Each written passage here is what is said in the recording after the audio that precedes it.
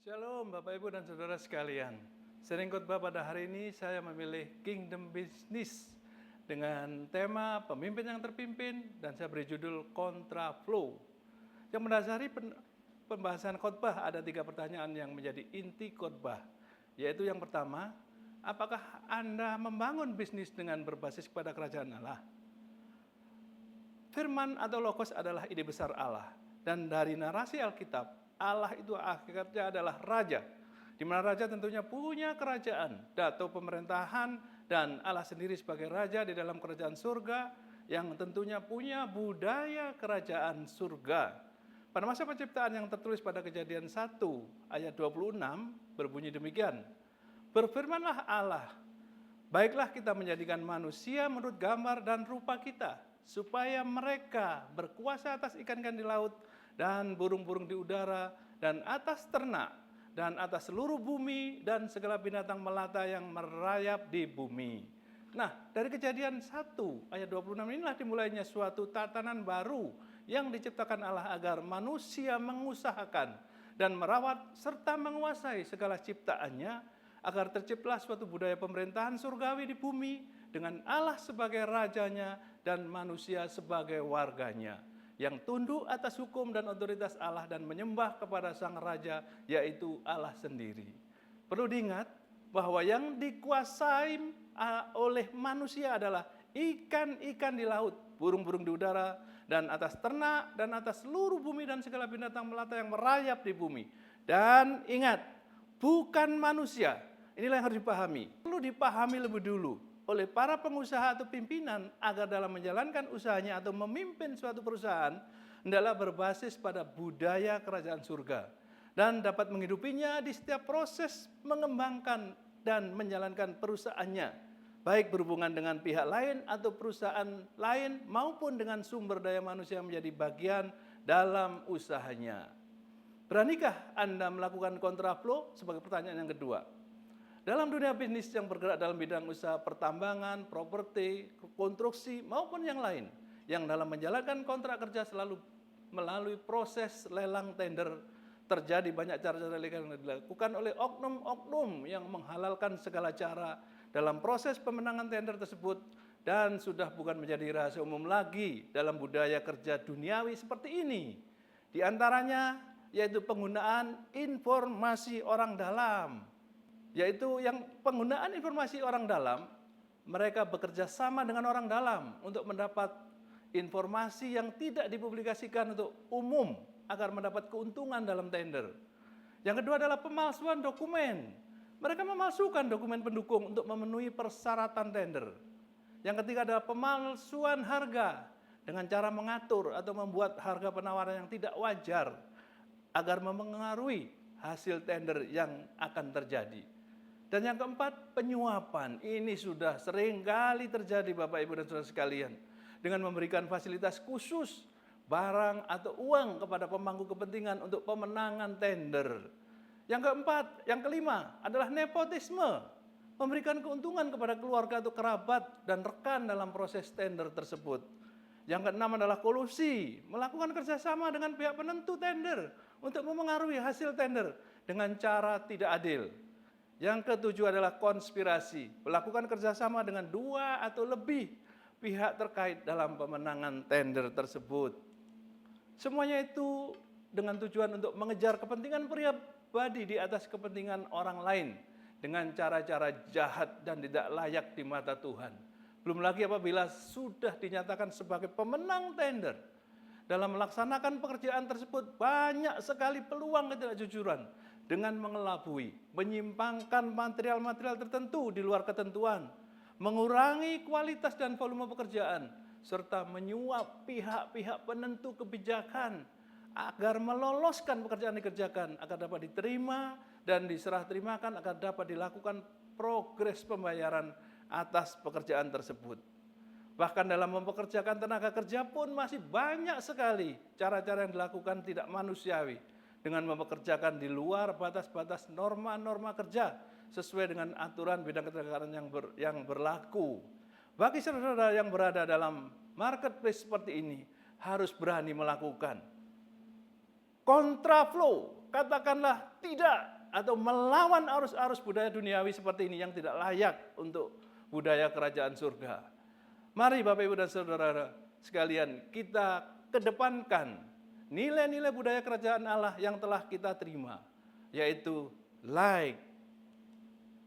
Yang pertama adalah love, adalah menjalankan usaha dengan cinta kasih dalam setiap langkah maupun keputusan yang diambil dengan tidak mengedepankan cara-cara duniawi, di antaranya kekerasan, penindasan, pemaksaan, dan mementingkan diri sendiri atau perusahaannya saja. Yang kedua adalah integrity, di mana mempunyai visi misi yang jelas dan konsisten dalam perusahaan, menetapkan etika bisnis yang tinggi, mengembangkan budaya kerja transparansi, berani berlaku jujur, akuntabel, menghindari konflik dan menghormati hak orang lain. Yang ketiga adalah grace, menjalankan dengan prinsip-prinsip kasih, empati, membangun hubungan baik dengan semua pihak, berkolaborasi dan menghargai orang lain yang berkontribusi dengan kita, lalu peduli dan berlaku adil. Selanjutnya adalah humility, yaitu menjalankan dengan kerendahan hati yang didasari dengan mengakui keterbatasan diri kita ini dan perlu belajar dengan orang lain, mengembangkan budaya kerja yang berkolaboratif dan mengedepankan kepentingan orang lain di atas kepentingan kita. Terakhir adalah truth, yaitu menjalankan dengan kebenaran yang berdasar pada transparansi, kejujuran, taat hukum, berkeadilan, dan akuntabilitas. Dan juga perlu membentengi setiap bisnis yang kita lakukan agar tidak keluar dari jalur budaya kerajaan surga dengan firman-firman Tuhan yang terdapat pada yaitu pada Kolose 4 ayat 1 yang berbunyi demikian, hai tuan-tuan, berlakulah adil dan jujur kepada hamba-Mu. Ingatlah kamu juga mempunyai Tuhan di surga. Yang kedua adalah dari 1 Timotius 5 ayat 18. Bukankah kitab suci berkata, janganlah engkau memberangus mulut lembu yang sedang mengirik, dan lagi seorang pekerja patut mendapat upahnya. Juga ada pada Roma 4 ayat 4, kalau ada orang yang bekerja, upahnya tidak diperhitungkan sebagai hadiah, tetapi sebagai hak yang harus diterima oleh pekerja tersebut. Ulangan 24 ayat 14 sampai 15. Janganlah engkau memeras pekerja harian yang miskin dan menderita, baik itu saudaramu maupun seorang asing yang ada di negerimu dan di dalam tempatmu. Pada hari itu juga haruslah engkau membayar upahnya sebelum matahari terbenam. Ia mengharapkan karena dia seorang yang miskin, supaya jangan bersuruh dia kepada Tuhan mengenai engkau dan hal itu menjadi dosa bagimu. Yang terakhir adalah dari Mazmur 37 ayat 21. Orang fasik meminjam dan tidak membayar kembali, tetapi orang benar adalah pengasih dan pemurah. Dengan menjalankan usaha dengan berani melawan arus budaya duniawi dan membentengi dengan firman Tuhan, maka dampak yang kita peroleh dalam usaha dan bisnis kita adalah yang pertama, meningkatkan kepercayaan dan reputasi dengan relasi kita. Yang kedua, mengurangi risiko berurusan dengan hukum. Yang ketiga, meningkatkan kinerja dan efisiensi dengan transparansi dan akuntabilitas. Dan yang keempat, membangun budaya kerja positif. Yang kelima, berani menghadapi tantangan dan kritik yang dapat membangun reputasi yang baik dan berkelanjutan. Dengan melakukan budaya kerajaan Allah dan membentengi dengan firman-Nya, maka janganlah kita khawatir, saudara-saudara, tidak mendapat pekerjaan. Lakukan dengan benar apa yang menjadi tugas saudara, dan Allah yang akan memenuhi dengan mukjizat dan hikmat atas kita dalam melakukan bisnis maupun usaha saudara. Yang ketiga pertanyaan adalah, apakah dampak bisnis saudara bagi orang lain? Sebagai pimpinan maupun pemberi kerja kepada karyawan saudara, Tuhan memperhatikan loh, bagaimana cara saudara mengelola apa yang sudah Allah percayakan kepada saudara. Bukan hanya aset yang saudara miliki semata, namun juga karyawan atau pekerja yang berada di dalam perusahaan yang saudara pimpin, yang membangun bersama-sama saudara harus diperhatikan.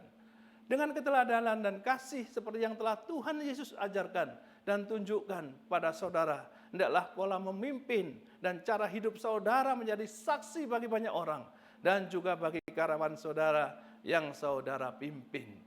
Demikian juga apa yang sudah saudara berikan dengan layak pada para pekerja saudara, mereka merasakan limpahan berkat yang mengalir dari Tuhan Allah melalui bisnis dan usaha yang Tuhan percayakan pada saudara-saudara yang berdampak pada kesejahteraan mereka dan keluarga.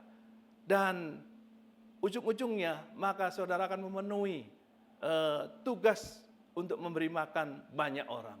Inilah pemimpin yang dikehendaki Allah. Yang dikehendaki Allah adalah pemimpin yang terpimpin oleh otoritas kerajaan Allah, yang dipimpin oleh Sang Raja di atas segala raja, yaitu Tuhan Yesus Kristus sendiri.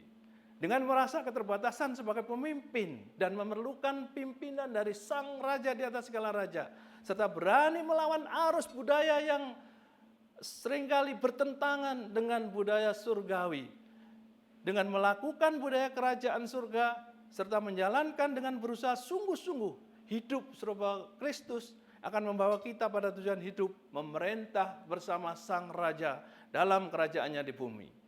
Mari saudara-saudara, khotbahkan hidup saudara bagi banyak orang dan hidupi khotbah saudara. Tuhan Yesus memberkati. Amin.